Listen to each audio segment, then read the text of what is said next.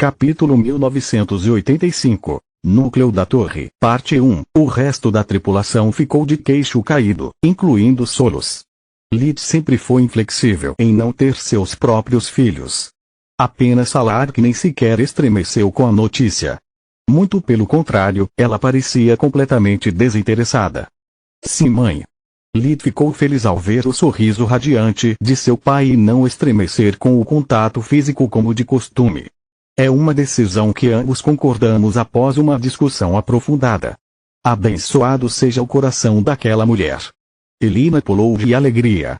Estou tão feliz com a ideia de que você finalmente vai me dar um neto que nem vou repreendi-lo por chamar sua irmã mais nova de um fardo. Ela pegou a mão de Lid e colocou-a sobre seu ventre. Minha irmã pequena. Lid ecoou em estado de estupor. Como? Lid, querido, quando dois adultos realmente se amam. Elina caiu na gargalhada antes de terminar a frase. Eu sei disso, mãe. Ele se transformou em um tom de roxo de vergonha. Eu quis dizer, como você sabe? Estamos aqui há apenas um mês. É muito cedo. Ela apontou para Salar, que estalou a língua. Sentidos guardiões, seu idiota. Você realmente acha que posso deixar de perceber alguém do meu sangue que vive sob meu teto? O primeiro pensamento de Lid foi sobre o ato indescritível que aconteceu sob seu teto. A segunda era sobre todos os problemas que sua irmã mais nova teria. A terceira e última, que eclipsou as outras duas, foi pura alegria. Meus deuses, parabéns mamãe e papai. Ele abraçou os dois antes de usar o revigoramento em Elina e procurar a centelha de vida dentro dela. Era tão pequeno que ele não teria notado sem uma varredura precisa do útero dela. Poderíamos fazer um clube. Elina riu. Sou eu, Salar Célia. Tista, querido, mãe. Um grito estridente a interrompeu quando Tista corou até as orelhas. Por que tal reação? Elina franziu as sobrancelhas. Eu estava prestes a dizer que agora que Lita está casado e feliz, precisamos encontrar alguém para você. Ela olhou para Salar com olhos cheios de esperança, mas o Overlord balançou a cabeça. Pare com isso, mãe. Tista de repente se sentiu encurralada.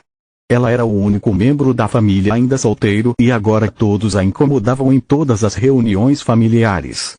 Você já escolheu o nome? Faluel perguntou.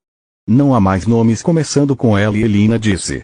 As coisas estão começando a ficar confusas em casa, então estávamos pensando em batizá-la com o nome de Salar. Seria uma honra.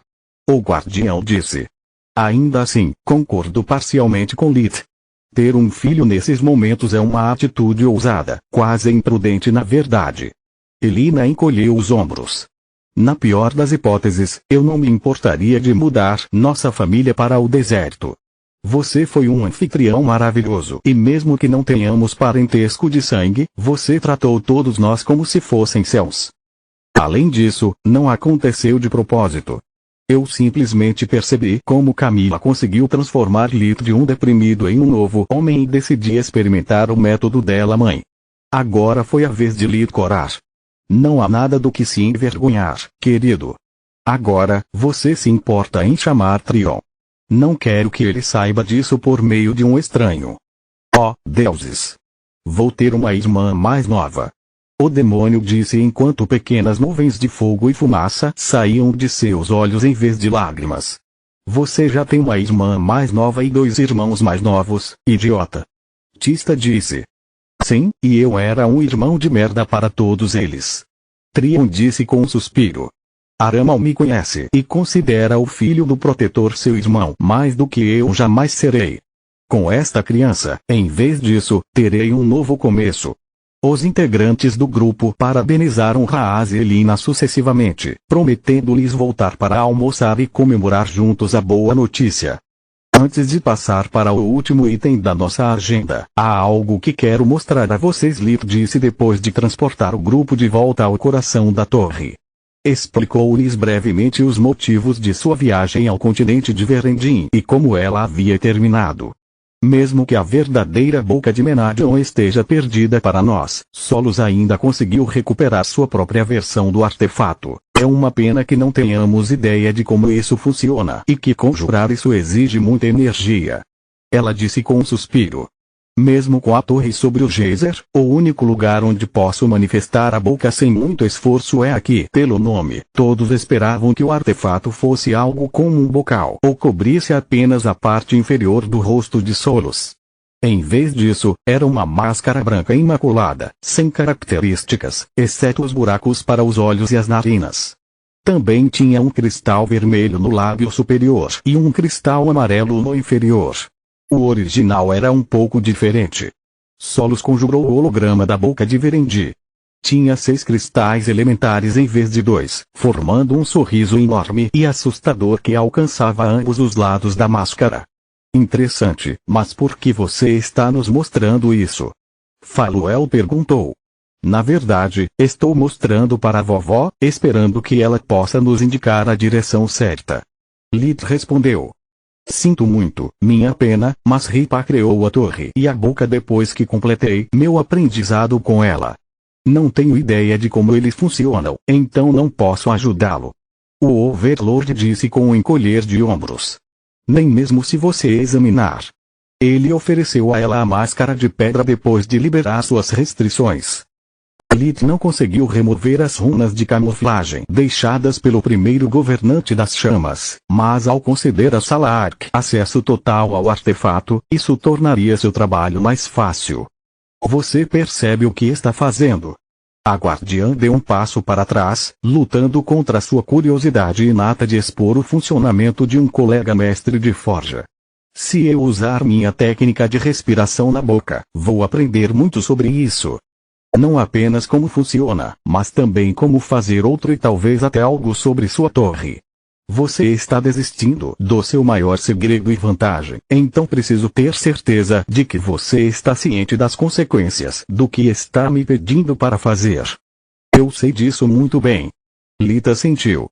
Ainda assim, não tenho tempo para esperar que Solos tenha outro avanço e se lembre de algo sobre a boca. No momento, isso não tem valor para mim. Além disso, o mestre e sua organização colocaram as mãos no original.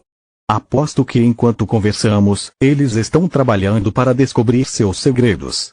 Mesmo sem os projetos de Minadion, Bitra e o mestre conseguiram criar um martelo no mesmo nível da fúria de Solos. Eles farão sua própria versão da boca também, então se você fizer mais uma cópia, não mudará muito. Muito pelo contrário, nivelaria o campo. Além disso, acho que você merece dar uma olhada na torre. Lid deu um passo à frente, colocando o artefato nas mãos de Salark enquanto a segurava. Você salvou meu pai, me ofereceu proteção quando eu perdi tudo e sempre fez tudo o que podia para ajudar Solos e a mim em nossos esforços para nos tornarmos magos melhores. Capítulo 1986. Núcleo da Torre, Parte 2. Sem suas lições sobre a magia da criação, eu nunca teria aprendido como alternar a luz e a escuridão, muito menos os outros elementos. Se algum dia eu me tornar um mago, será graças a você. Considere isso como minha forma de agradecer e pagar parte da minha dívida. Lid disse. Os olhos do guardião estavam velados de lágrimas. Ela não estava acostumada à gratidão, apenas à veneração ou ao medo. Aqueles a quem Salark concedeu poder geralmente apenas exigiam mais, enquanto aqueles que ela protegia consideravam isso o preço que ela tinha que pagar para ter sua obediência. Ela escolheu o caminho do tirano porque séculos de experiência lhe ensinaram que nenhuma boa ação fica impune. Salark sabia que não havia nenhuma relação de sangue real entre ela e Lid, que sua origem era parte de uma das manobras de Mogar. No entanto, lá estava ele, pronto para compartilhar seu legado com ela, como apenas seus filhos diretos fizeram. Foi um gesto que tocou seu coração e a fez sentir como se ele realmente fosse um dos céus. Obrigado, mas não posso aceitar. Isso não é apenas sobre você, mas também sobre Solos. O legado de Ripa é tudo que ela deixou de sua mãe e você não pode tomar tal decisão por ela. O rosto de Salark permaneceu severo quando ela devolveu boca. Não seja boba, vovó. Solos deu um passo à frente, segurando as mãos do guardião também. Lid nunca teria feito algo assim sem meu consentimento. Estou feliz em compartilhar parte do trabalho de minha mãe com você. Depois de recuperar meu corpo humano, eu não teria permissão para viver em Lutia se não fosse pela identidade falsa que você fabricou para mim. Você me ensinou a técnica do poço de mana da minha mãe. Você me ajudou a recuperar as memórias da minha vida passada e dos trabalhos do meu pai. Bitra pode ter me dado a fúria, mas foi você quem me devolveu a herança de minha mãe. Sem você, seria apenas um pedaço de metal inútil com a marca de Bitra. Além disso, você atualizou e aprimorou a fúria, mesmo que isso não fizesse parte de sua promessa com a mamãe.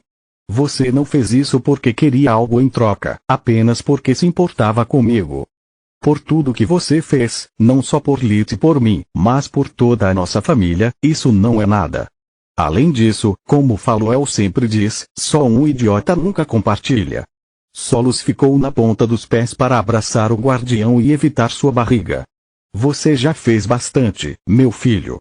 Salah deixou as lágrimas escorrerem de seus olhos enquanto acariciava os cabelos macios de Solos. Eles permaneceram assim até que Solos soltou o guardião e Salah concentrou sua técnica de respiração, Mãe Sol, na boca de Minadion.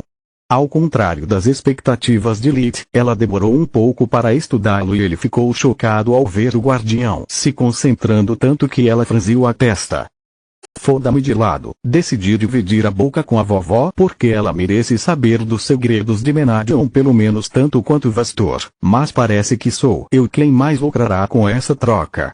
Se o artefato é um osso duro de roer para um guardião com milênios de experiência, aposto que mesmo com meu vínculo com a torre, eu levaria meses apenas para entender o básico, ele pensou. Isto é muito interessante. Salah disse depois que ela terminou de examinar a boca. Sua mãe era realmente um gênio, Solos. O trabalho dela é algo além de tudo que eu já fiz.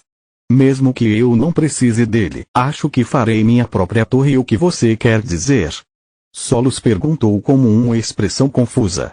Veja, os núcleos de energia normais são apenas o resultado da fusão de vários pseudonúcleos.